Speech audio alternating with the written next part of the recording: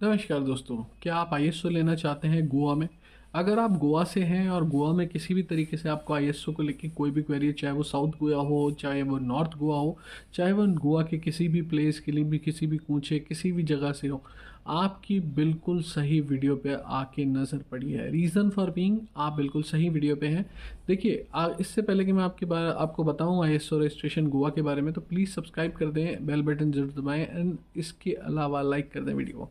देखिए, अगर आप आईएसओ लेना चाहते हैं गोवा में, तो डिफरेंट तरीके के आईएसओ अवेलेबल होते हैं। अब आईएसओ डिफरेंट तरीके के अवेलेबल होते हैं, रीज़न फॉर बीइंग क्योंकि डिफरेंट तरीके की कैटेगरीज में आते हैं। ऑडिटेड, नॉन ऑडिटेड, 9001, 2015, 22,001, 2018 और ऐसे ही 45,001 और ऐसे ही इसके अलावा 50,001 और बहुत सारे अनगिनत हैं।